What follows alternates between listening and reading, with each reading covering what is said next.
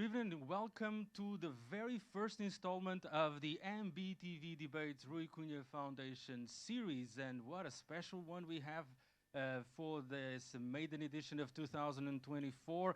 We're going to talk about something that is basically the core industry of our city of Macau, the gaming industry. 1 year on, the new gaming concessions.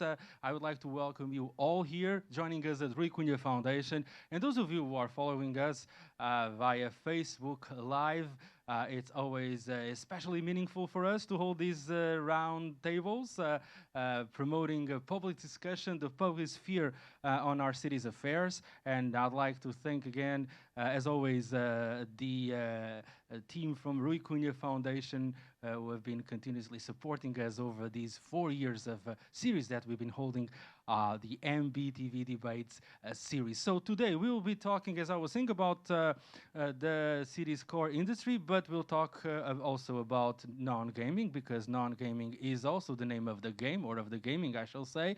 1 year into the new gaming concessions, the city's core industry has undergone a robust post-pandemic recovery. The Macau gaming industry has entered a new era marked by heightened supervision and a stronger emphasis on mass market, non-gaming, and diversification. What are the main takeaways from this first year, and what comes next? To shed light onto this, we are joined by a distinguished panel of guest speakers that I would like to welcome and to thank, of course, for kindly accepting our invitation. Let me introduce you to this panel. We have with us Professor Davis Fong, is the director of the Institute for the Study of Commercial Gaming at the University of Macau. Well-seasoned expert on gaming, non-gaming, and the city's economy. Thank you very much, Davis, for joining us. On my left, I have Rui Pinto Proença, managing partner at MdME, with extensive legal expertise on gaming and also, of course, non-gaming matters. Thank you very much for joining us, Rui. Niall Murray, he's the chairman of Murray International Macau Limited, specialist in integrated resorts who served in the past in Macau and Las Vegas gaming and integrated resorts operators.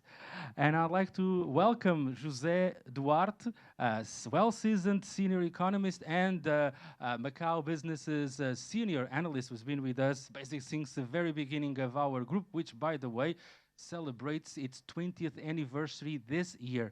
That will be certainly also a matter for more roundtables and discussions. Okay, let's move forward. And what a coincidence. This very day that we are holding this talk, well, I think most of us, we were waken up by big news, a bombshell, I shall say. The announcement of the termination of the concession contract of the Macau Jockey Club. Though it was not supposed to be an issue on our agenda, but we've all agreed, well, there's no way to escape the elephant in the room. Let's go for it. Let's talk about it first, and then we'll move on to the analysis on the gaming concessions. Davis, were you caught by surprise? What's your comment on this development of the Macau Jockey Club? Frankly speaking, as a scholar, it is not so surprised. The so-called Jockey Club actually losing his market gradually. Because based on my understanding, gaming product actually competing with each other. And if you're looking back a little bit, 20 years ago, comparing the number of tourists 20 years later, more and more tourists come to Macau. But the tourist, or put it more general, the gambler, may choose what type of gaming product they would like to choose. And among Macau, probably you know it, many years ago we had horse racing, greyhound racing, lotteries, a casino. But at the end, casino actually outperformed the other form of legalized product. And this is very common, number one. Number two, we learned this experience from US as well. Because whenever there's a booming of the casino, there will be a high pressure of competition to other gaming product like horse racing. So that means this is a natural of competition. Third thing is we had a very strong jockey club player in the next city, they mean Hong Kong Jockey Club. So that's why they are competing with each other, not just within our territory, but also among some other cities around. And so that's why the company losing market shares, losing markets gradually. And frankly speaking, it's not so surprised because Jockey Club lose money many years. And then I respect the decision, okay, made by the government as well as the Jockey Club. And maybe it's a good time to think about what type of product, what type of gaming product more suitable to Macau for sustainable development. Thank you very much, Professor Davis Fong. Rui, your 2 cents on this big issue. I think from a different perspective of someone that resides in the city for a long time, it's sad to see it's a part of the city's history. It's certainly part of Dr. Ho's vision and legacy. And obviously seeing that gone is sad, but such is life. I think some businesses succeed, others fail. I think as Dr. Fong was saying, the financial situation of the Jockey Club was known, was less than ideal, was unsustainable. And I think what's important to draw now is the conclusions on whether this was something that was a problem of the existing operator or of the market and of the product. That's no longer a product that's appealing. And I think we saw a similar decision, I think, for other reasons being made in Singapore. So perhaps this is something wider that's difficult to compete in this market. And I think the question that everybody's asking now is what's going to happen to the land? It's a very, very big plot of land that could potentially change that area of the city. But I think those are the scenes for the next chapters. Certainly, this is a big story which certainly is being followed up by our colleagues, by our newsroom. We'll have more on this. Niall, your comment on the big announcement? I don't think it was to me, it wasn't a big surprise. I was had the pleasure of working with SCM for a number of years, and we were doing some of the renovation projects and efforts to bring it up to date and make it something special and competitive. But when we compared it to the Hong Kong Jockey Club, the investment that was there was just a huge difference. And we went in and we redid the slot rooms, we did a few different renovations. But the passion and the will to keep it going was lost when Stanley Ho stepped back from the operation. And so the company, you could see, was not putting all the effort that they would need to keep it really vibrant. What I thought was a very important statement from the government was very simply, you have commitments in these concessions. If you don't follow and do what you're asked to do in these concessions, they will be pulled. We're not playing around anymore. And that was a very strong lesson to pull them from, they're supposed to be there till 2042. And they just said, that's that. And I think this is another lesson, like we learned with the junket operations.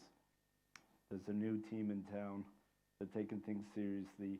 We're moving forward, whether you like it or not. And I think it was really important and a strong message again. Thank you, Niall. José. Not much that I can add to what my friends already said. Maybe only quote Garcia Marquez saying this was a chronicle of a death foretold in a way. And of course, the main things that it leaves behind is first what to do with the animals. Let's not forget about them. And second, what to do with not only with the land, but with the built premises. Built structures. There are a number of them. So that's the thing that keeps open now. The end of the Jockey Club in itself, I don't think it was too surprising. Surprising was the extension of the 24-year that was the extension in 2018. So in this case, well, we can have Garcia Marquez, but Mark Twain's famous quote of the death of the Jockey Club was greatly, or the news of the death of the Jockey Club was greatly exaggerated. It doesn't hold water in this case. No, this was the life was greatly exaggerated. Yes. Thank you very much. So certainly we will have opportunities to delve into this, to further discuss the issue of the, of course, digesting and analyzing the termination of the concession contract of the Macau Jockey Club, and of course, what lies ahead, what comes next in terms of urban development and all those questions. But what brings us here is the first year of the new gaming concessions, 10-year gaming concessions that came into effect on the 1st of January 2023. And let's start by Davis. Main takeaways, if you have to single out a couple of main features of these first year, of course, we have gaming revenue, but there's more to it, right? I think the first is very important, learning the experience. It's because if you look back a little bit, 20 years ago versus 20 years later, no matter the business model or the structure, completely different. And if I would like to say the so-called the old business model is not that sustainable, especially during the COVID, 3 years over, and then we're suffering the most. If you're looking at all the gaming jurisdictions around the world, we're suffering the most.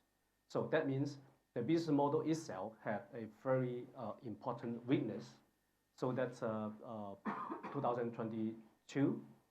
The government would like to revise the gaming law and finally transform the old business model to new business model. So, however, because this is a new business model, especially the so-called non-gaming elements increased significantly.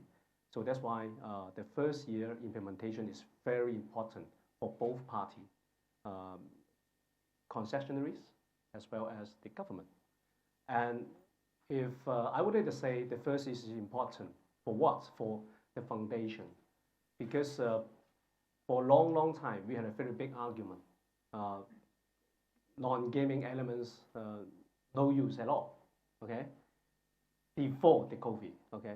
Because only less than 10% or even some operator less than 5% of the revenue coming from non-gaming. However, chicken and egg, I would say, as time goes by, more and more so-called countries would like to legalize casino. And at the end of the day, Macau is not the one and only one places to have casino or IR.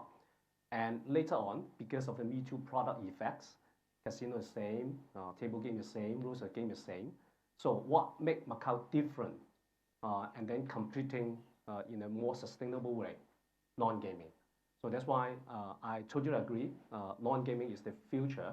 It's not just the future of Macau, but also future of the whole IR industry.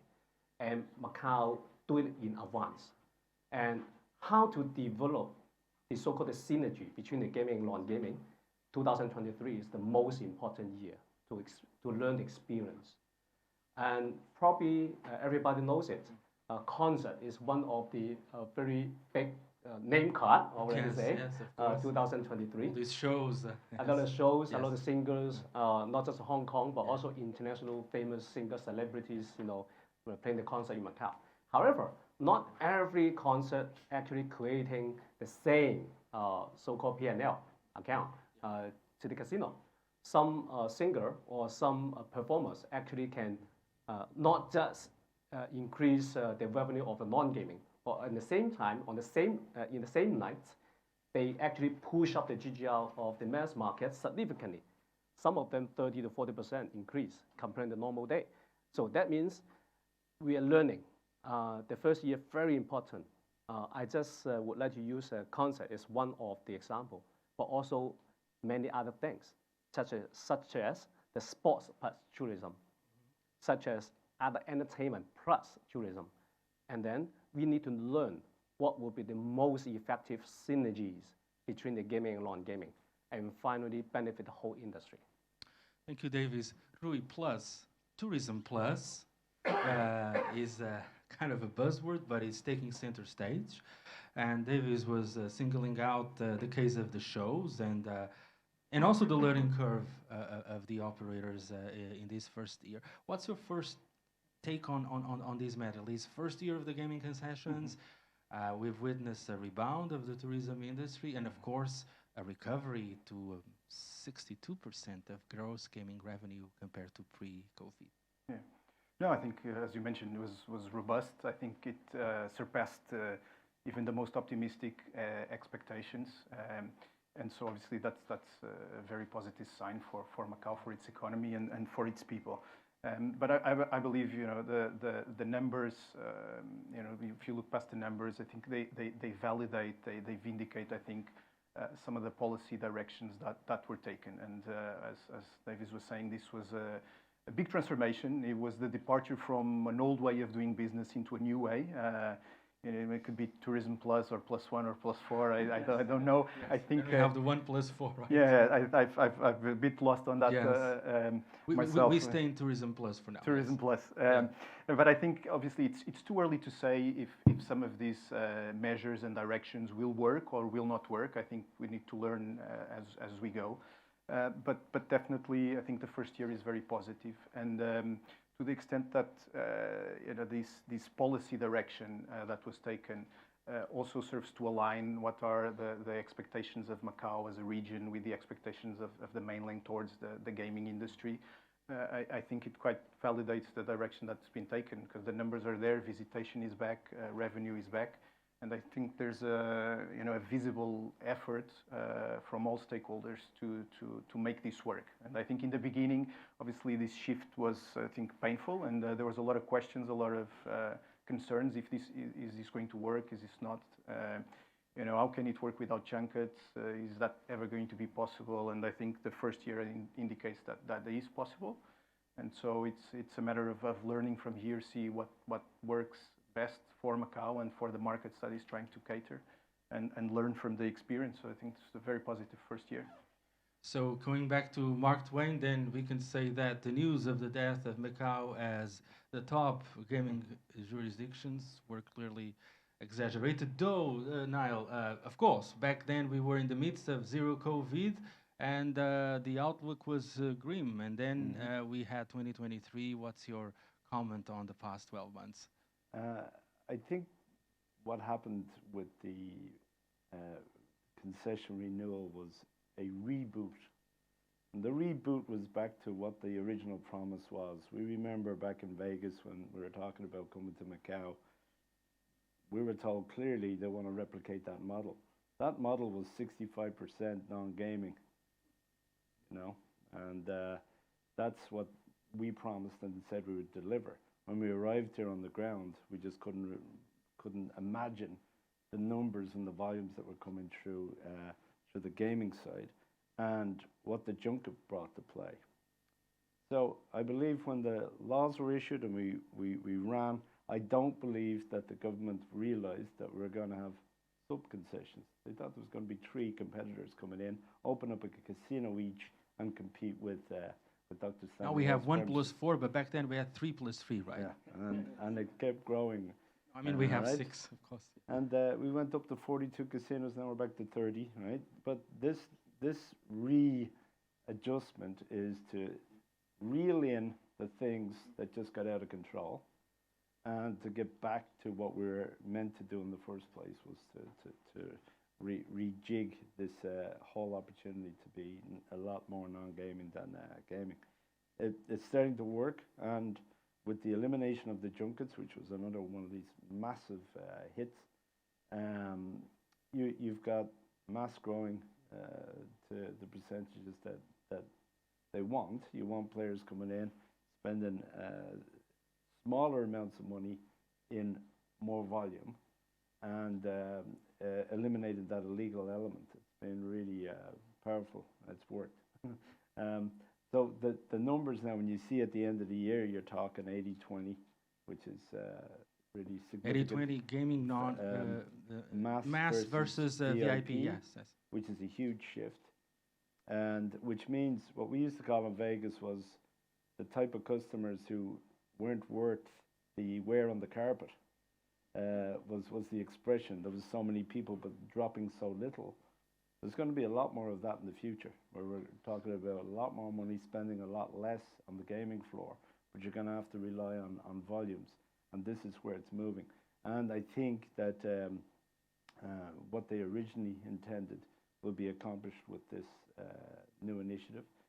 Having said that, there needs to be an overall integrated, aligned strategy from the government, with solid strategies beneath that, to coordinate this in a very efficient manner. That's not there yet. We will be talking about what some call a sort of de facto public-private partnership of this undertaking of the new, the model of the new gaming and non-gaming concessions. José, is the new model of gaming concessions the chosen one to bring balance to the force? Well, as Niall just said, the new one is not really that new. It was just the one that was expected from the beginning. What happened is that reality went faster than the wishes or the ability to cope with that. So we ended up with a kind of system that clearly was not pleasing everyone and was creating a number of issues that were disturbing some people. Let's be clear about that. So what's point now is we are trying to rejig, that's the word you use. My question is, the reason why we didn't follow the initial plan is because suddenly the sky was the limit and we just build and they will come. That is over. So we have to deal with a situation where infrastructure was built under that assumption and now has to be operated in a different assumption. So that's the first thing. The second one is that that was a response, so to speak, from the operators to a demand that was there for what we now call the VIP sector. There was a demand there. Does that demand disappear? Is it finding different outlets? Is it moving somewhere else? Because that's important to define how the future of this industry in Macau is going to develop. Yes, and this brings us to also to the issue of when we're talking about mass GGR vis-a-vis VIP GGR, but it's a more nuanced situation on the ground, right? We have Davies, we have premium mass, which is not categorized as such by the regulator, by the ICJ, and then other even when we look at the revenue stream, and also there's one thing which is the issue of what would be the new normal of GGR. What's your comment on the new structure of revenue stream? And I try to so-called calculate the average, okay, in 2023 versus 2019. If you're looking at the number of visitors and number of GGR, just looking at the mass market, and basically each gambler lose 15,000 Macau dollar, one gambler, and versus almost 2,000 US dollar, okay? And then comparing the same situation in Las Vegas, only 300 US dollar per each gambler they lose. And so that means just looking at the mass market, actually our mass market has the average betting volume significantly higher than the so-called mass market in Las Vegas, okay?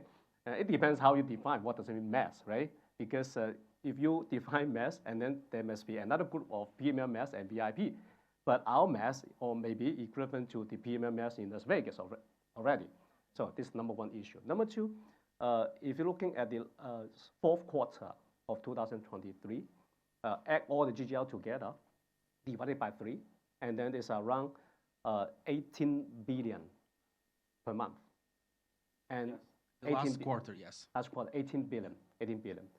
And then if you take the GGR the whole year, okay, and then divided the number of tourists, and then almost each number of tourists, not the gambler, tourists, 6,400 per each tourist. Very stable, very stable. And what does it mean? That means after 1 year operation of the new model, and then we understand as long as we keeping number of tourists moving up, and we can expect more or less the same ratio of GGR we come back. So put it very simple. 20% increase of the tourists increase 2024. There will be 20% increase of GGR 2024. That's it. So simple math. And that simple math would bring us probably to the 216 billion GGR, or a bit more perhaps. We'll talk about what lies ahead, about the future, Davis. Rui, from a legal standpoint, I mean, we have the new gaming concessions in effect following the new gaming law and a set of, I mean, we can say the new gaming legal system because it's not only one law. It's a set of legislation or pieces of legislation that together, I would say, form a corpus of the new legal system or the new legal regime, I shall say, with a focus, of course, on heightened supervision, regulation, and other features. What would you single out in this respect? Well, I think actually the biggest legal developments that shaped this year were from 2022, Yeah, right? This is the amendment to the gaming law, as you mentioned, the and framework. Actually, sorry to interrupt, and we had a talk here back then at the very beginning of the consultation on the new gaming law with José and we were also here. And back then, there was sort of a front-loading approach by the government, but then during the consultation, the outcome was less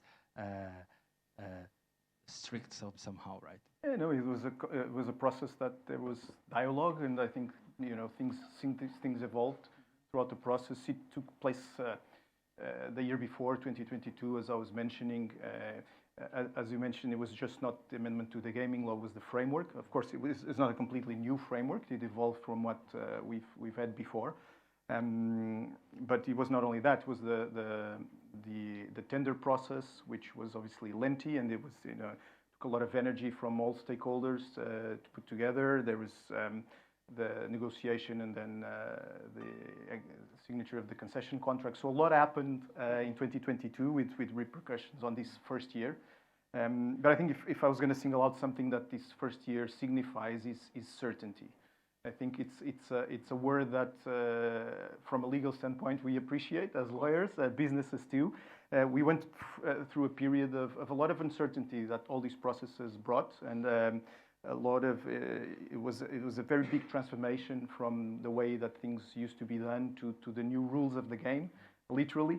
And so I think we all appreciate that now. We may disagree with some of the ways that things were done, or with some of the measures taken, or approaches to legislation or the contracts. But at the end of the day, the path is clear now. Everybody knows the rules, knows the rules of the game, know what needs to be done. So the direction is quite clear, and I think that's beneficial to everyone. And I think the operators also showed a tremendous capacity to adapt to this new reality, and are starting to thrive under this new reality. So I think certainty is definitely good for business. Certainty? Sorry, it took me perhaps half an hour to say the word diversification. Niall, I'm trying to... I find it really incredible how the government approached the diversification of the economy. If you look at case studies in Abu Dhabi and different countries, how they went about the diversification process, they brought together experts from all over the world. They spent years planning 30-year development plans. And the apparent delegation of the diversification of the economy to the IR industry was a bit of a shock. Especially if you're talking about the +4. So, all my days working in IRs, we didn't have experts on modern finance and big health and high tech, and we do on mice and areas like that. So I think there's a lot of head scratching going on, saying, right, we're going to have to assist with this. It's been determined. However, we don't have the talent and the natural resource and the expertise in which to do that. So we should focus on the 1 and the 4, the last one, the mice and the creative, the culture and the sports. So I still think that was a bit of a shock to the operators. There's an analogy that comes to mind. 20,000 people are standing at the starting line of a marathon. The gun goes off and they run in 20,000 different directions because nobody says exactly where the finishing line is for this strategy. So I think it's getting clearer and the certainty is coming, but there was a lot of grey at the beginning. And there still needs to be an overarching strategy that links and aligns all of these efforts into one cohesive strategy that will get us to that 10-year goal. Otherwise, it's going to be everyone's trying their own thing, and basically it's like, what's your strategy? Well, you go out and make one up. Come back and meet us every quarter, and we'll tell you if you like it or not, and if we don't, change it. That to me is not a cohesive, solid strategy yet, but it's getting there, and they want some pace with this, wanted to move it forward. And I think a lot of the action groups are showing breakdowns in this strategy, especially in what I would call pacing and staging. When do you do certain things? So, for example, a decree came out about hiring talent. And they said you can hire talent now, and we'd really particularly enjoy if you hired Nobel Prize winners and gold medal winners. Well, okay, great, come to Macau, but who are they going to work for? You've got to draw those big four industries in first, the best in the world, attract them like you did the gaming industry, put in the best incentives in Southeast Asia or the world to say, I'm going to go and do big health in Macau because of ABC. Those things have to be put in place first before you start bringing in amazing talent for those industries. They got to work somewhere. So this overall master strategy really has to be pulled together over this well, as soon as possible, basically, and then adjusted and adopted. Otherwise, it's going to be that 20,000 people going in 20,000 different directions. So the key here is to make those 20,000 people to move into we're going this way. 5 directions, the 1+5 or the tourism plus. José Duarte. There's a lot to unpack here, right? Oh, no, not again. It's diversification. I think that's been a buzzword for the last 40 years, changing meaning over time. Is it old wine in new bottle? Or there's something new? No, I'm not saying that. Actually, there is very new wine in this bottle, as Niall was pointing out, because it appears in some ways, without trying not to use too strong words, that the government is trying to outsource activities that usually are the domain of public policy. And that is somewhat puzzling in the sense that there is no clear direction about what are the objectives of those public policies. So we are putting the private operators whose main competence is gambling, let's not forget about it, and that's where they make their money and that's what they are committed to, in the role of defining development policies for different areas in the city, and not necessarily in a coordinated way. How are they going to deal with the matters of private property? Well, are they going to deal with matters of conflicts of interest, private, even between different departments of the public administration? I feel there is something that needs clearly to be clarified, because otherwise I think Niall is very right. We may end up with quite a mess in terms of the different interventions that the various operators will feel bound to carry about, because that's their mandate. That's a condition for maintaining their concessions, but it's not clear how that is going to operate when you start dealing with the daily issues of those things. If there are even conflicts between different departments in the public administration, different understandings, who's going to decide about them? Are they the concessionaire, the operators? Are we going to that kind of go back and forth? Okay, we correct this, then comes another problem, then we go back again. That may become a very, very messy situation. So I think that's something that the government would do well in looking carefully and trying to set more clear indications about what is expected from the operator. So we're talking about also a learning process. And Davies, some people are wondering whether there will be kind of ticking the box process. Okay, done. But then at the end of the day, what about the cohesive, consistent outcome and the direction? How do you address? I mean, certainly you've been looking into this over these past few months and taking note also of the complaints, or at least points of view that question the wisdom of this modus operandi. Maybe I add some comments on the diversification. I think the relationship between the concessionary and the so-called economic diversification of whole Macau, and is this, I would like to put this way, the six operator actually assist the so-called the SAR to achieve the so-called economic diversification. Surely, the so-called six operator is not the main power or main source of power to diversify the economy of Macau. Okay, it's number one, very clear. Okay, number two, I think the ultimate goal. We are talking about the ultimate goal, the objectives here, and based on my understanding, just based on the so-called the plan actually released several days ago. Okay, and the ultimate goal is trying to control the so-called non-gaming industry up to around 60% of the GDL of Macau. Yes. Okay, I would like to explain a little bit what does mean non-gaming industries. And this is just a note on this aim of by 2028. Yes. Non-gaming, the aggregate value of non-gaming accounting for 60% of the gross domestic product of Macau. Yes. And pre-pandemic, we are it's 51%. 51%. 51% gaming industry related. Yes. 49% non-gaming related. The pathway to attain this ambitious goal. I think so, because if looking at the 2019, the gross gaming revenue, correct me if I was wrong, 292 billion, right? And my question, I can ask you one question, can I? Yes, of course. What do you think? How long does it take Macau can achieve 292 billion GGL? I should not have said yes. I mean, I said yes. Now I have to answer the question. Is it 2 years, 3 years, or 5 years, right?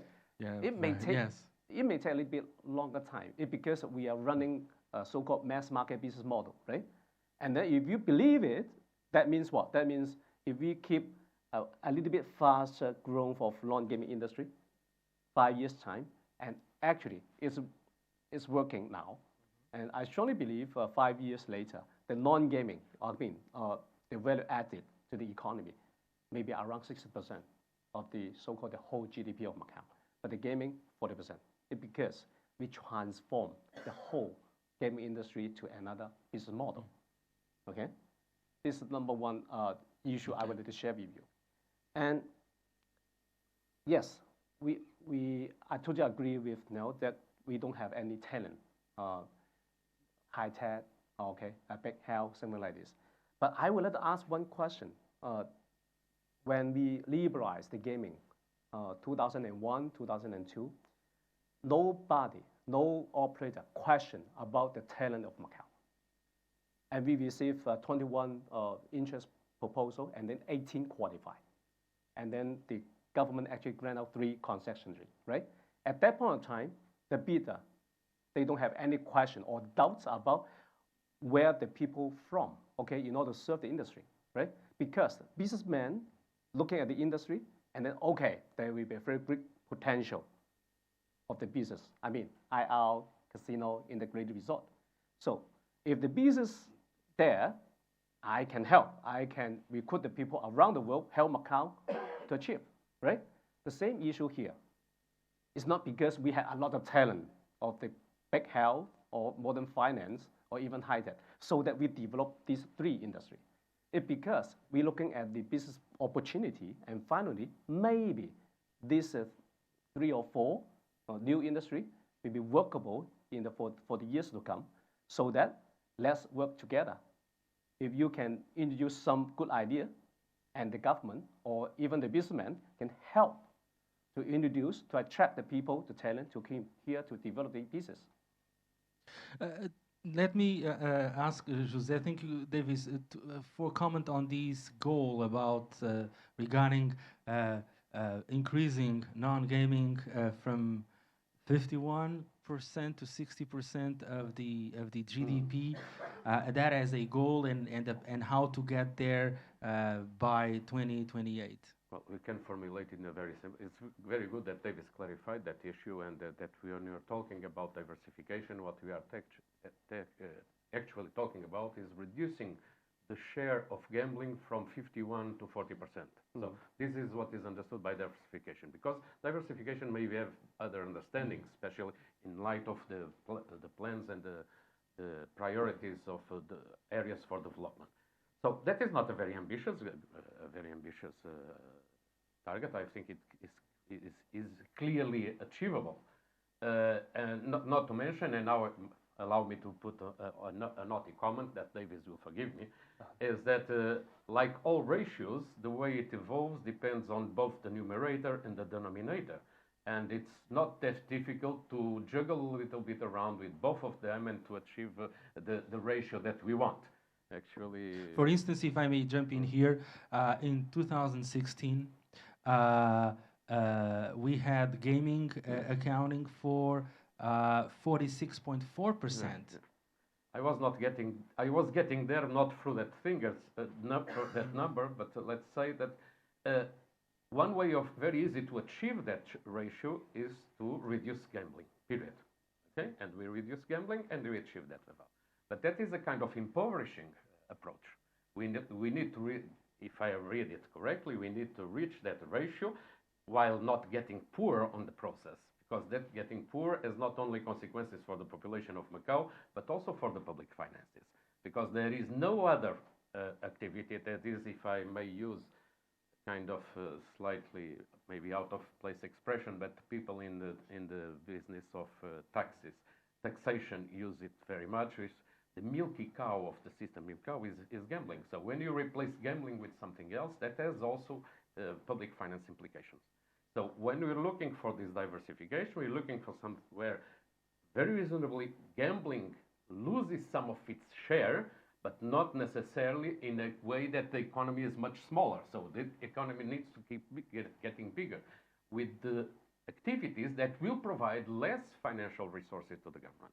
So we need to devise how it's possible to grow all those other activities other than gambling that will, in a way, get the people of Macau richer, or at least keeps the standard of living, without putting into jeopardy the public finances. So that's a much broader discussion. Not a zero-sum game, obviously. No, nothing is a zero-sum game. So moving to win-win. Thank you, José. Rui, I mean, on this matter of diversification, if you look at the prospect for the other industries to grow and to take up a bigger share of the GDP out of the four, right? Which one would you place your bet on? Well, so I'm bringing gaming conversation to non-gaming. We're supposed to stay away from that. No, that's all right. I think. Yes. Well, I think. Would you go all in on any of those four? No all in, right? No, I wouldn't go all in on any of those four. I think we have to be realistic of what we can achieve. I think building industries that can leverage what we already have, which is a strong gaming tourism destination, I think is probably the approach that is more feasible. And in terms of allocating resources, it's probably the one that will have more results quicker. I think things around MICE, around entertainment, and that can drive obviously technologies that drive MICE and entertainment and build from there. We'll have more chances of success than starting a brand new healthcare or industry or so-called modern finance industry, which and I totally agree. I think these are industries that are completely out of the scope of and the experience of the concessionaires. They already contribute a big slice of their revenue to the Macau government that can then reinvest and in these industries if they see that fit, but to leave that to the responsibility of the concessionaires or even have them participate somehow in that other than with their taxes that they pay may not be so fruitful. But there's a lot of scope around the tourism industry that to develop, to improve, and I think we're already seeing some of that happening. So what you've seen this year is kind of in the realm of the so-called tourism plus and especially entertainment, meaning question of integrating those businesses that can be a part of the overall business development of of an operator, of one of the big six, right? Absolutely, and I think it's all connected with the move from the VIP to mass, which I think it's, as I think David was saying before, it's a chicken and the egg. You know, you have to provide more continuous and high-level entertainment to bring in the masses, and also with the topic of attracting foreign players, which I think is one of the policy directions that has been highlighted several times, and I think you need that non-gaming component to do that. Otherwise, the experience of the gaming floor, I think, can be more easily replicated, you know, in other destinations. Thank you, Niall. Non-gaming, I mean, international visitation. You've got something to share here, right? You have a pathway to attain that goal, right? I think that one of the great areas for diversification is MICE. And back in Las Vegas when I started in '97 with Sheldon Adelson, I asked him, who are we competing with on the strip? And he says, you don't get it now. We're not competing with anybody on the strip. I'm competing with the city of New York, Jacob Javits Center, and I'm competing with Opryland in Nashville, who are the biggest convention centers in America. And they're getting all the huge events because they have massive MICE centers and enough rooms to accommodate these shows. So his goal was to do 36 big shows a year and in excess of 20,000 visitors. But nobody could do that in Vegas. So his model was build his own massive convention center next to 3,000 suites, and the rest of the 100, at the time there were 130,000 rooms in Vegas, they could accommodate the rest of these people and still the gamblers. And that was the whole hope for here. The 1.2 million square foot convention center is here, plus now we've got the big addition of Galaxy, which is even a more high-tech product. The Vegas model is going to be revised now because it's built on a 20-year-old model. So it's not a modern MICE center. But in terms of infrastructure, I mean, is it enough what we've got? I mean, no, do we need to build more? But so where's the land? Hong Kong has got 80,000 rooms, and they're competing with us next door for MICE. Singapore has 70,000 rooms, and they're competing with us for MICE. We've got 46, allegedly 55,000 rooms with the other, you know, bed and breakfast type accommodation. So we're way shy on rooms to be able to attract the big shows that we would like to get on rotation in Southeast Asia. That's one massive thing. Secondly, then the infrastructure has to move up to bring in the international crowd. I think that an opportunity was totally lost with the Air Macau issue. Air Macau has 22 aircraft. Their leading competitors, Air Asia, are talking about 220, 240 aircraft. Moving an airline and having a hub here with that type of scale and capacity will really boost your numbers up. So I think by leaving them along for another 3 years and saying a very low goal of 3 million international tourists next year is putting a very low benchmark for oneself. And I think they missed the mark on that. But in this investment of the 16 billion, there should be a lot more rooms here. And right now, 61% are 5-star. And in those 5-star, they're accommodated by gaming players first. So you bring a big convention, they've nowhere to stay, or it's too expensive. So that has to be part of the 10-year plan. So in 10 years' time, if you have 85,000 rooms, you work on your infrastructural connections and bring it up to the par of the development of the high-speed rail in China, and we utilize the bridges properly and have multiple visits for one, or multiple visas for one visit. So you can swan into Hong Kong, Macau, and Greater Bay Area on one visa. You got something that's competitive. But that'll have to happen over the next 10 years, and then we'll have a proper MICE competitive strategy. Thank you. Now, José, transportation, accommodation, mobility. I think MICE should be a case study because it has been one of the targets set many years ago, and that has been an industry strongly supported by the government. It has never took off. And I think Niall is putting the finger in some of the main issues. So why is such an industry that was so much in the initial cards, okay? Remember, Sheldon Adelson was discussing the huge development of Enching Island in 2005, so it's nothing new, okay? remember quite well. But it basically failed. MICE today is a minuscule share of GDP, minus contribution. So we must learn how did we fail so much. That's where we should start, I guess.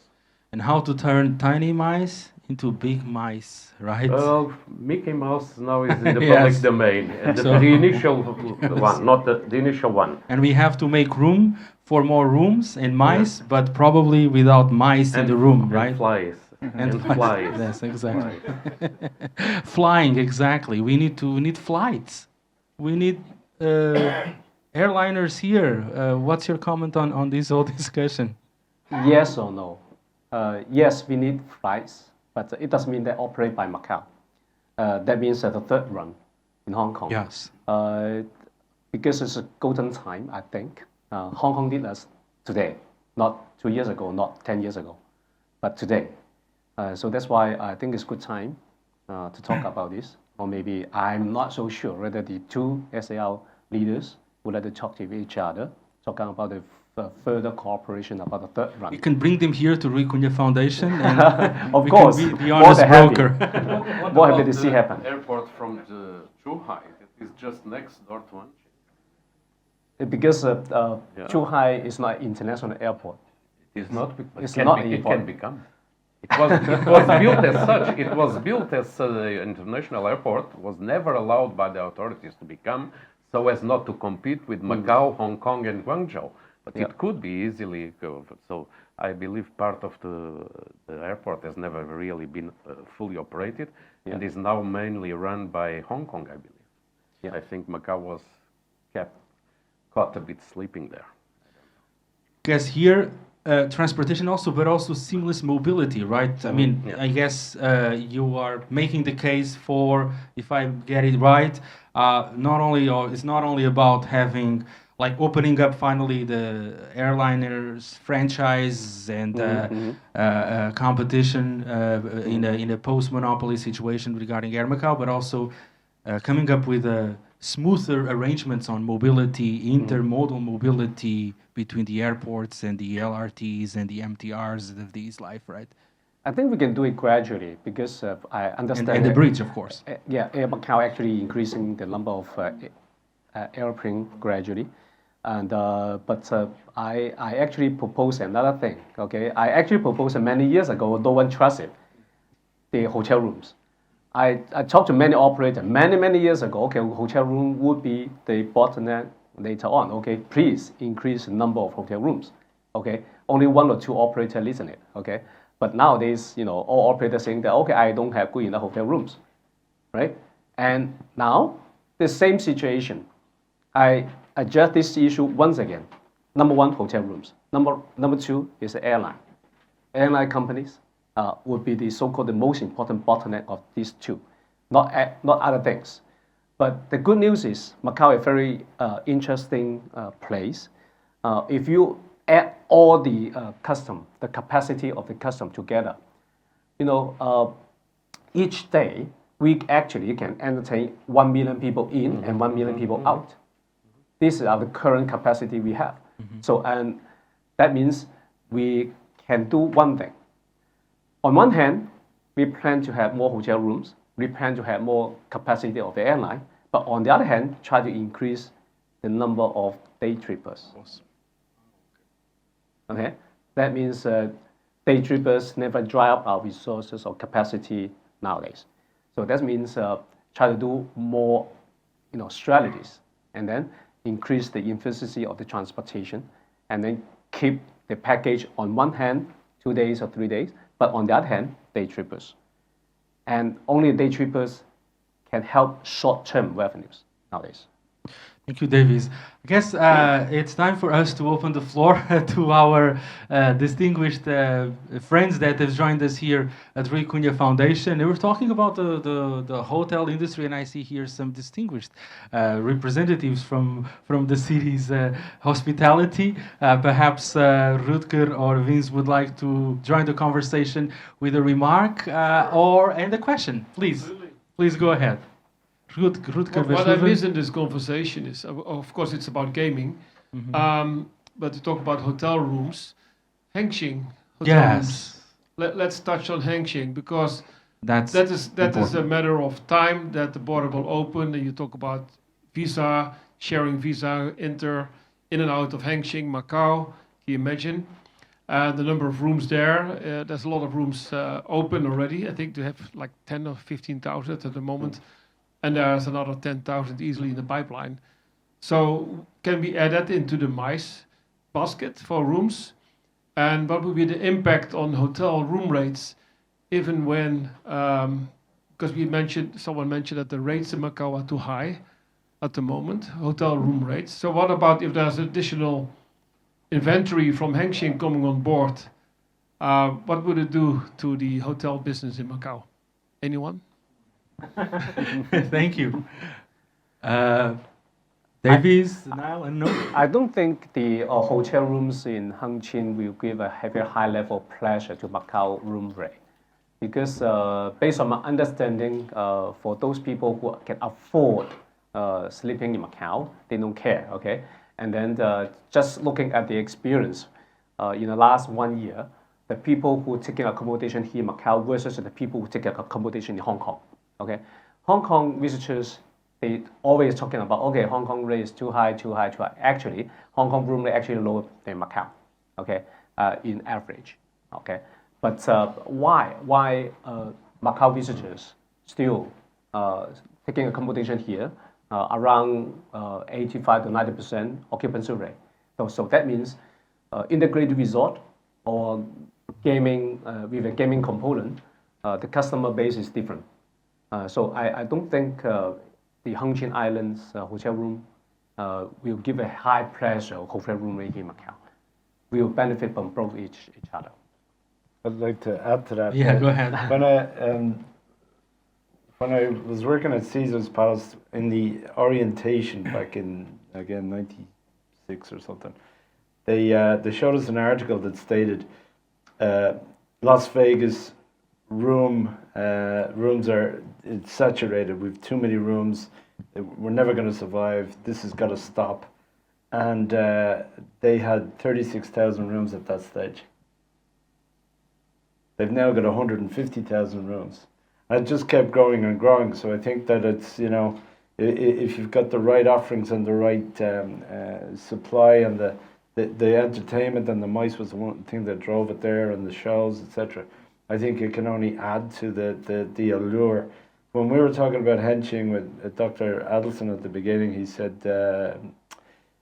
we want them to come to Macau and stay for 3 days and go for a day trip to Hengqin for leisure, to go and play golf, or a shotgun start in a convention, and it then come under the rules of you're still participating in a convention.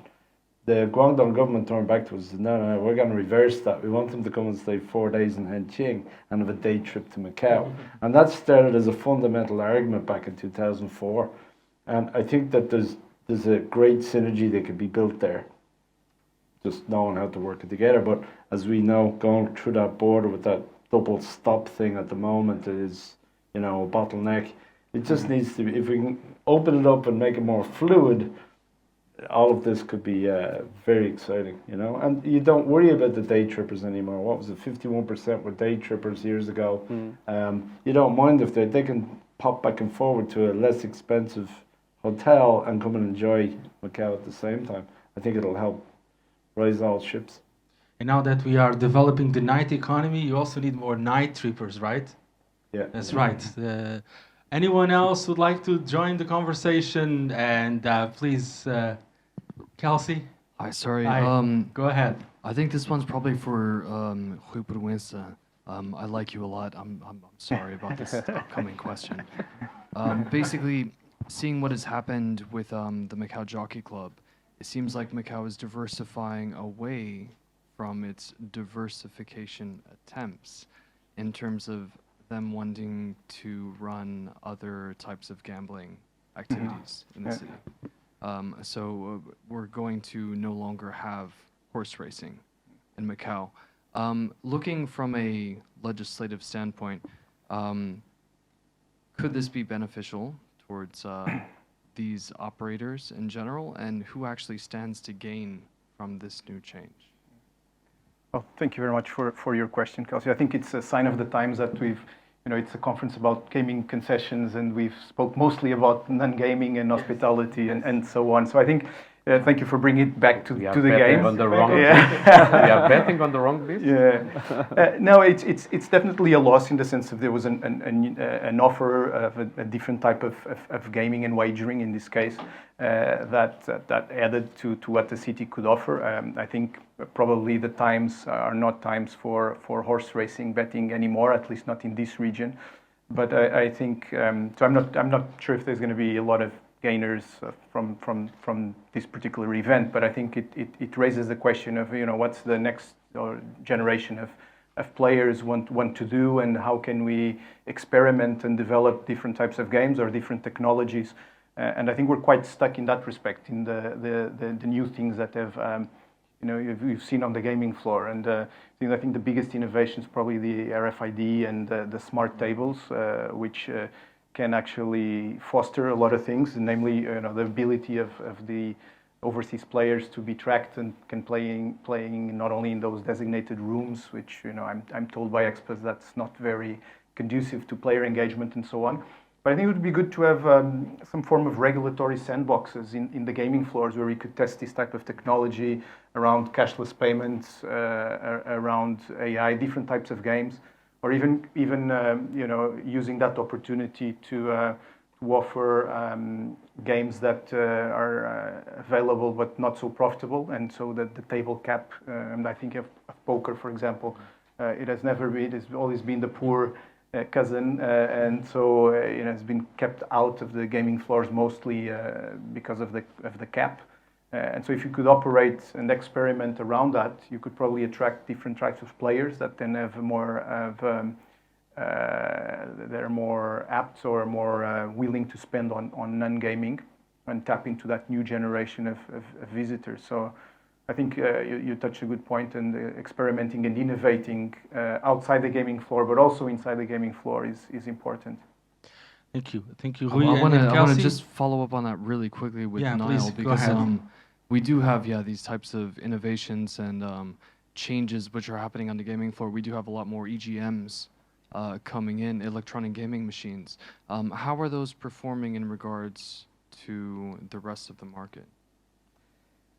The advances in technology are great for the operator, they're great for the player, because we can track very accurately who's doing what. You rely a lot less on the supervisor dealing the game coming up with the ratings for the players, which can be problematic for us if they're just watching them when they're doing high hands, and we miscalculate their ratings and what they're worth. That could be frustrating for the player because they feel I'm getting shortchanged here with what I should be getting in points and bonuses. So it's a really great way of bringing accuracy into the casino and ensuring that you know who's actually doing what, and you're rewarding the right people. Like the impact of having RFID on the table games is really incredible. MGM has been able to analyze their tables right down to the player, and as a result, their returns and their hold is really exceptional. So integrating these things is very, very important. They raced ahead and did this during COVID. It's a huge investment per table. A lot of the other casinos were reluctant to put RFID in. It was tests done in other casinos, and they went, yeah, I like it or don't. But as you may have known over the years, there's a very, at the top of, especially in table games, there's a very solid mindset on how things should be done. If you go into a casino 100 years ago, you saw the same table games basically that are still in place today, with a few exceptions of innovation.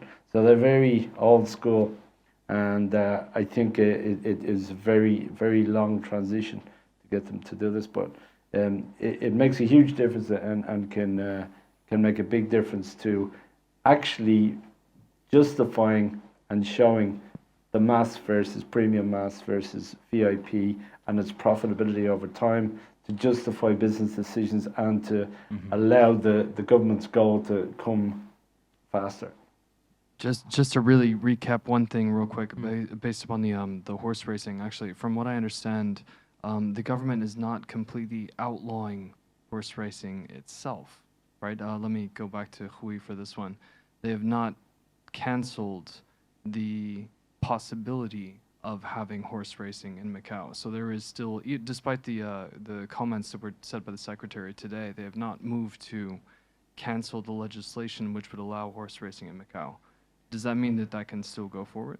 No, the legislation is in place, so I think technically yes, but the government, and here I'm relying on you journalists on the reporting of the press conference today, I think it was quite clear that they understood that there were no longer any market conditions to sustain a new concession. So I think the political decision there is not to launch a public tender or to grant a new concession for horse racing, but the possibility remains. Thank you, Kelsey. Thank you. Marisa, please. Thank you. I would like to know,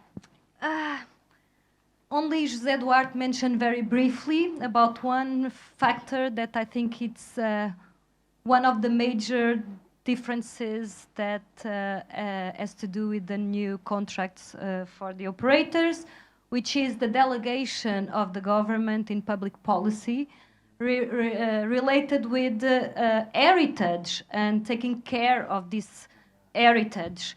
And we didn't talk so much about it, so I would like to know more about it and what are actually the measures or the policies, I don't know, that the operators are taking care about it, since it is, I mean, it has to do in everything in the city, I think, because heritage, historical neighborhoods, cultural tourism. So it seems to me that these kind of two activities that were completely separated based on the government activity and the gambling activity were completely separated and now are completely, I don't know, messy, mixed. I don't know, I would like to hear more about it. And what about the future based on this? Is it, I don't know, a project for the future that Macau is completely reserved to be just the gambling stage and everything, all the other facilities are getting out of Macau and Macau being just with the casinos? Or, and the future idea is to making the gambling disappear from Macau, or I don't know, it's being a futurist, but well. Thank you. Can I just clarify a point concerning the first issue? What I said, the way it was presented, it looks like the government is outsourcing public policy, but the issue is sufficiently broadly presented, so to speak, not to be clear exactly what is the role and the mandate of the operators. I think that needs to be clarified. Otherwise, we may end up in a very messy situation because, as Niall was saying, every operator will be interpreting things its own way, will have different mandates, be responsible for different areas, may become a mess, okay? So I'm not forecasting that it will be a mess. I'm saying that if things are not clarified, they may become a mess. I don't take from that in the future, operators will be the only actors in town and gambling will be the main activity, although that might be one outcome, one possible outcome. But it may also be the way of preparing the demise of the operators, and in a way they will be preparing their own demise, or that one, at least the situation where they have a much lesser weight in town, which appears to be the political the desire. Okay?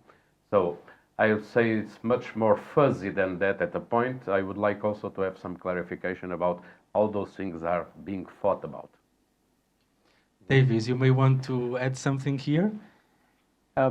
Back to my original argument.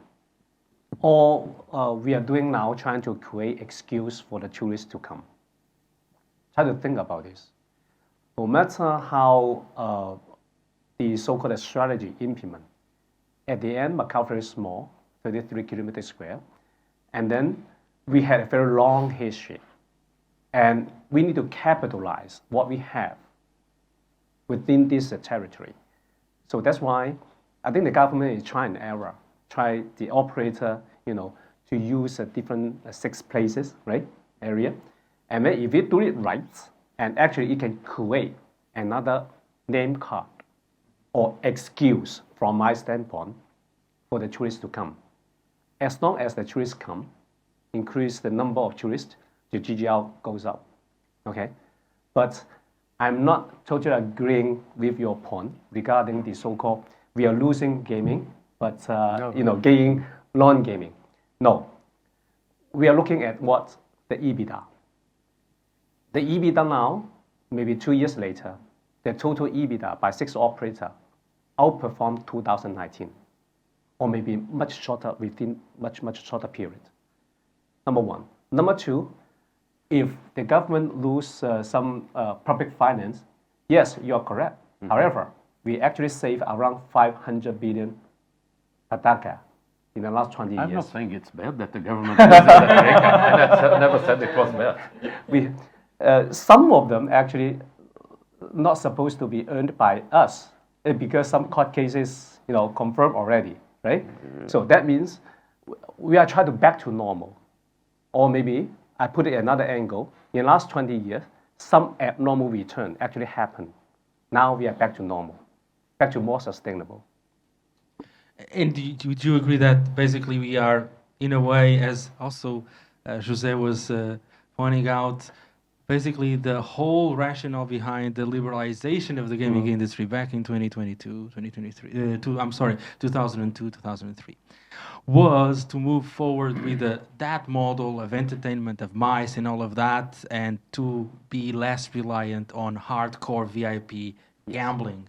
Yes. That was the purpose, I remember quite well, when we had the liberalization of the gaming industry, and we're kind to finally getting it back on track, or finally on track. Could we look at things this way? I totally agree with you. Frankly speaking, everybody knows it. 2015, our team responsible for the interim review. That's right. During that period of time, I did have a very good chance to review some document back to 2001, 2002.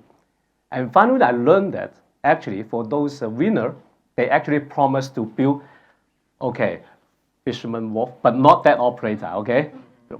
As well as some mice, okay? But anyway, at that point of time, the government actually looking for the so-called the entertainment, more diverse, so-called integrated resource, some style. Even a word, 度假村, resort, actually happened 2001, 2002 already, if you look at the document there. And that means the original idea, now we are back to original idea, actually 2001, yes, 2002. That's right. Okay? So, thank you, Davis. Rui, getting it right, you were talking about innovation. Now actually high technology is one of the 4 of the 1+4. So I bring this into the conversation of innovation. Yes. Innovation in smart tourism and also the actual gaming and games. Much higher. Kelsey was, I think, addressing that issue of, we're talking about diversification, horizontal diversification, but how about the so-called vertical diversification? What's your comment on this?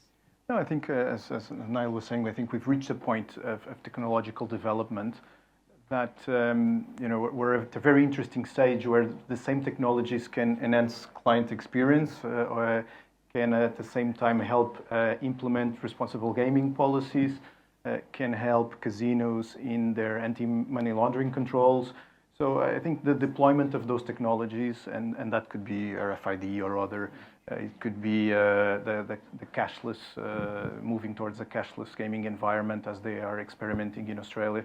So there's that, and of course, also technologies around games. You're saying, it's the same games that games have been played for 100 years on the table games. Is that?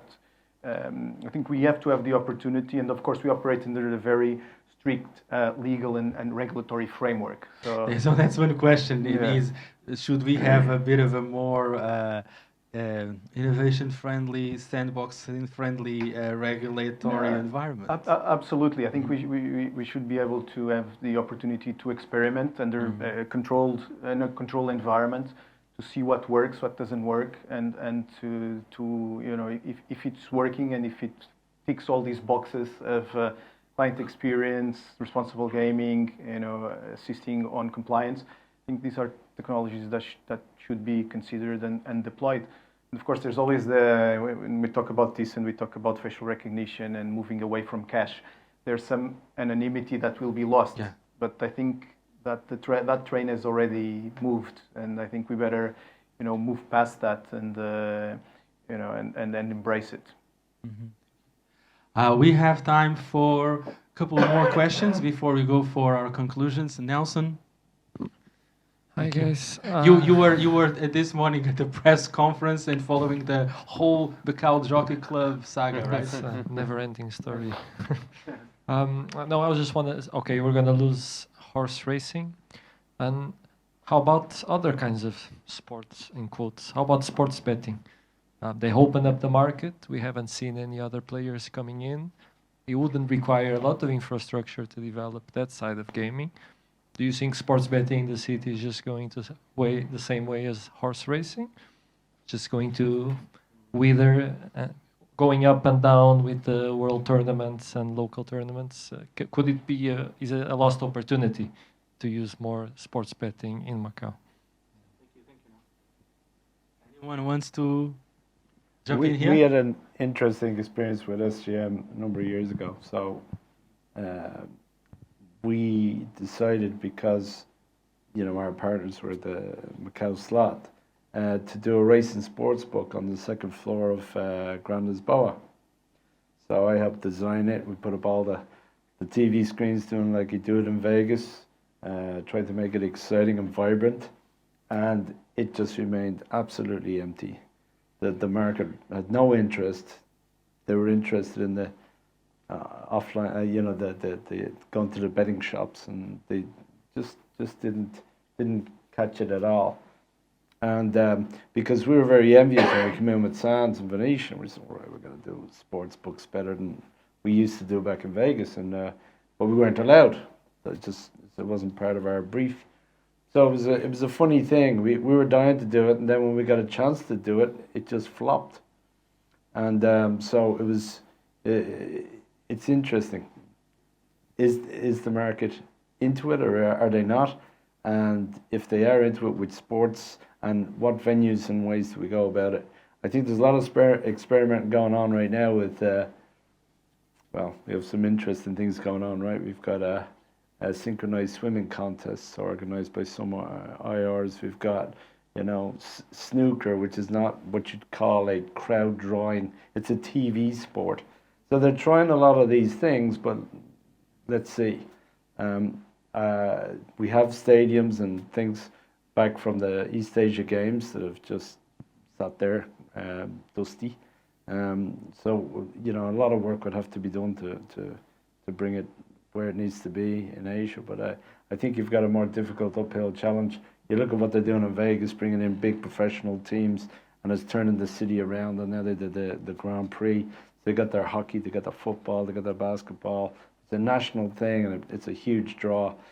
I think that's a much more difficult thing to accomplish in Southeast Asia in general. So what sport do you focus on, and which teams do you bring in? You know. And we will have the national games coming soon, next year, if I'm not mistaken. And will there be a momentum for, I don't know, but we have the infrastructure that it takes. It's an interesting discussion. We have time for one last question. Could I get one more in? I mean, in particular for Professor Davis Fong, I mean, you spent a lot of time with these legislators during your time in office as a legislator. How much, what percentage of the legislators which are currently making our laws do you think actually understand how gaming works?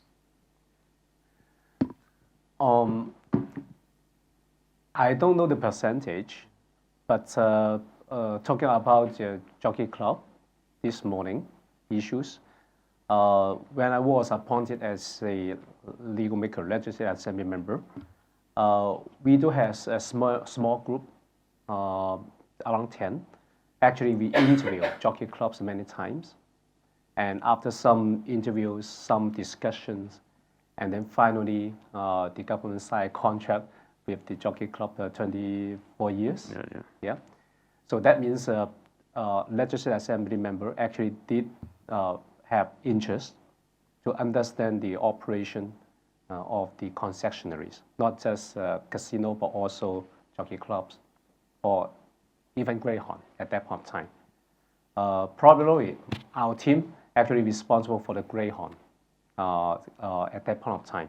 But once again, we propose to have some proposal to them, but they give up, and then the story is they give up the new contracts. And the same issue here, but the story a little bit different. They signed contract 24 years, but several years later they give up. So back to your original question, yes, a certain percentage of the so-called legislative assembly member, they did have interest about the gaming, and they understand the gaming. But I don't know the exact percentage you asked. Okay, thank you. All right, I think, yeah, we're going to move towards the conclusions of our session, and it's a question and also the concluding remarks regards what lies ahead. If we are to have another roundtable in 1 year's time for the second anniversary, what can we expect and what lies ahead? And also, I mean, we certainly have to factor in a number of externalities, of external factors. Certainly the international environment, the international macroeconomic environment, but also the economy in mainland China, and also the disposable income of those who are the patrons, those who are the tourists, those who spend their money here. How do you address this, Davis? I actually had two expectations this year. Number one is try to be more focused. Last year, we actually developed more non-gaming elements. And then we test the water, we learn experience, what is working, what is not working. And if 1 year is good enough, and then we try to focus on those more profitable or more better off Macau. Okay, this is number one expectation. Number two, I strongly believe 2024, Macau still outperform the other tourism destination. Because the investment in the last 20 years, and then we had a lot of so-called capacity. And then 2024, the government need the operator to do more promotion. That means we are trying to more penetrate the market. And then penetration still working. Just give you one figures, I think is good enough. Shenzhen people, more than 10 million. But visiting Macau, less than 10%. How about Hong Kong? How about Zhuhai? Hong Kong for many, many years, 100% penetration. 7 million people, 7 million visit to Macau. Zhuhai people, 2 million, citizens, 120% visiting Macau. Why 10% only in Shenzhen? Why 100% Hong Kong? Why 120% in Zhuhai? Really? That means still untapped field in the Greater Bay Area. Yes, 1 hour leaving Zoom. We need to penetrate the market. We need to working hard. Oh, thank you.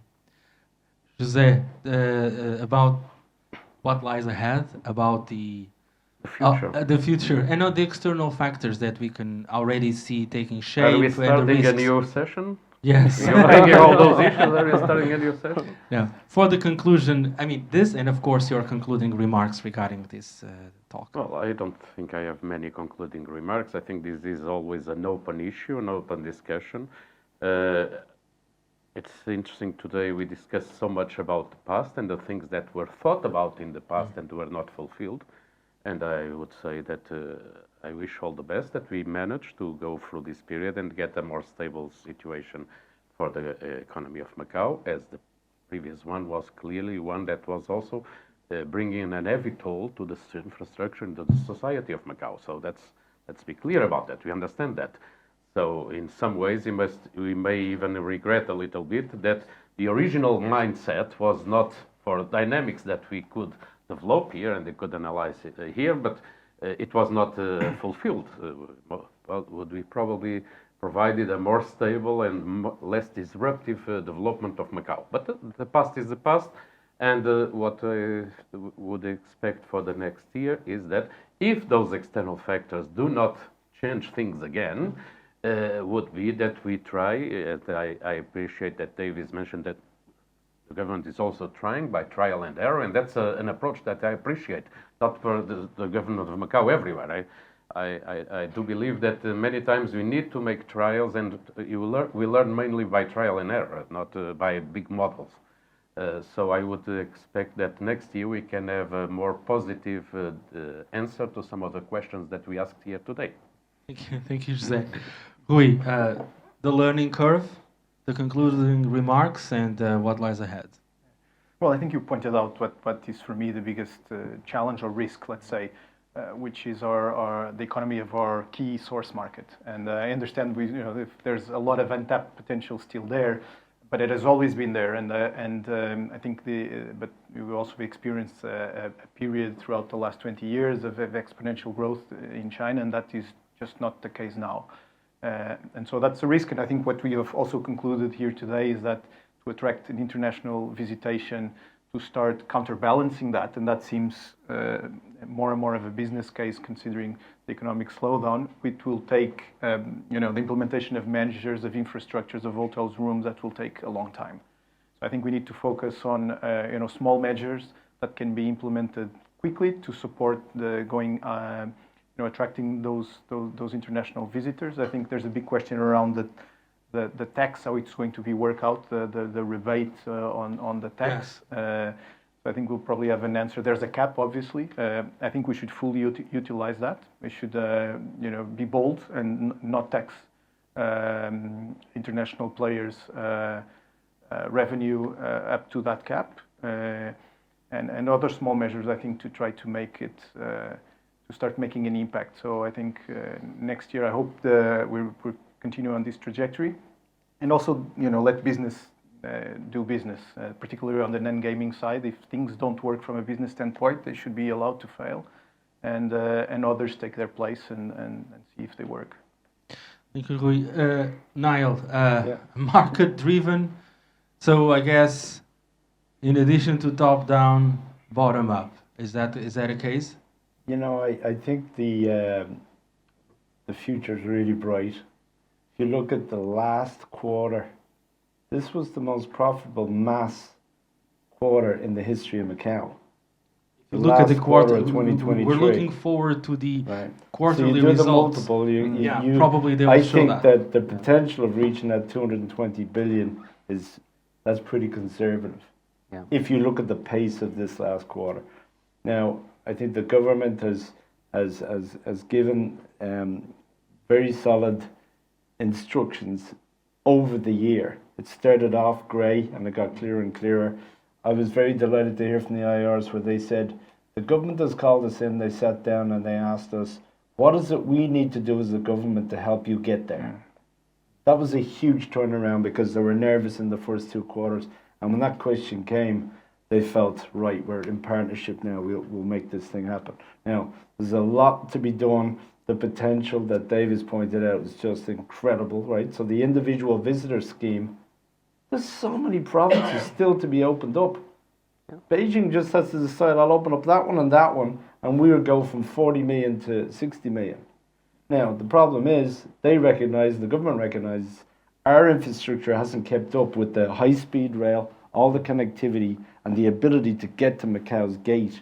We haven't caught up yet. We've been able to take care of them when they come in. So the big, nasty issues in the room are fix the taxis, come down on them like you did on the junkets, fix the infrastructural issues with the bridge and have free flows of visas, and work on the lift if you want international travel, bring in another international airline to be able to work with us to make those things happen.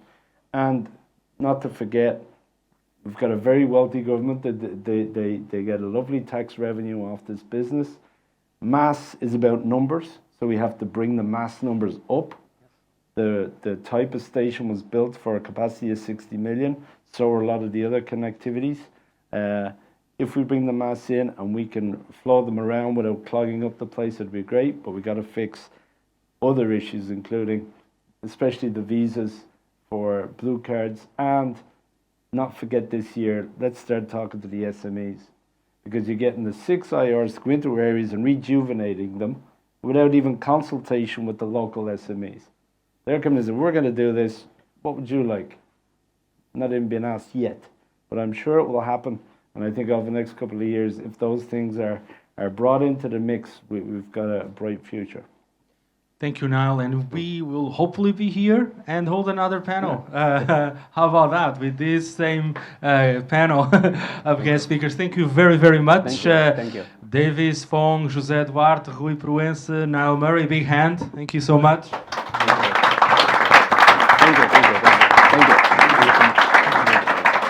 And thanks a lot, all of you joining us here at Cunha Foundation on Facebook. Stay tuned. We'll have more coming in the near future. See you next time with another MBtv Cunha Foundation debate series. Thank you very much and good evening. Thank you.